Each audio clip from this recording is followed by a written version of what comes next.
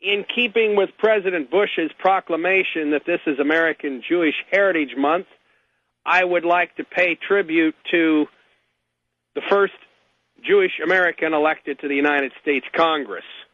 Now, let me qualify that by saying that I have seen other information suggested that this gentleman, Louis Charles Levin, spelled Levin, was not the first Jew elected to Congress. He may have been the first Jew elected to Congress by popular vote. In any case, he has been referred to as the first Jew elected to Congress, and he's a very interesting fellow.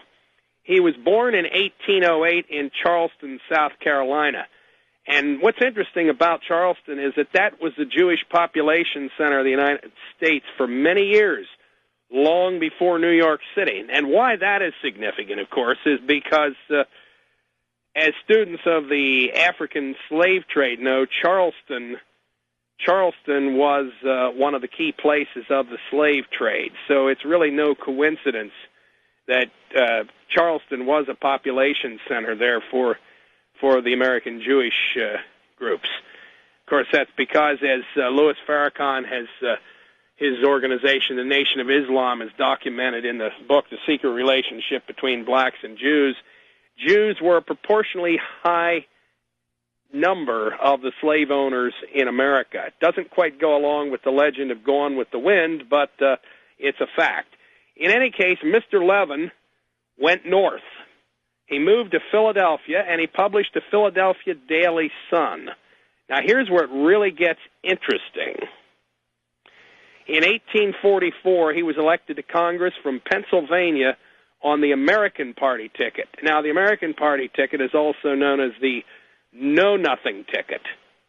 Now, why that's interesting, folks, I can't have to explain to you why all this is interesting, but it is.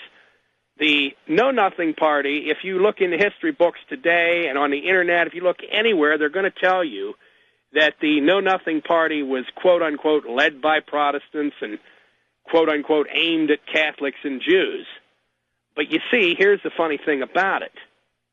Mr. Levin, who was Jewish, was not only one of the founders of the Know-Nothing Party, but he was also one of the editors of its national journal. And, of course, he was one of the first Know-Nothing members elected to Congress. And he was in Congress for 3 terms until he was defeated for re-election in 1850.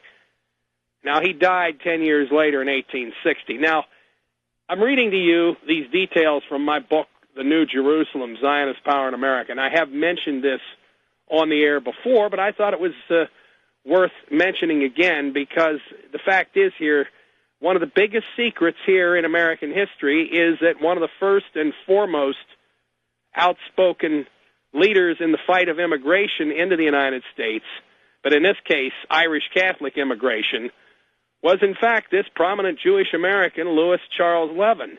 And yet today, the fact that Louis Levin was, today, the fact that Louis Charles Levin was, in fact, a leader of this anti-Catholic, anti-Irish organization, that's been something that has been relegated to the famous Orwellian memory hole.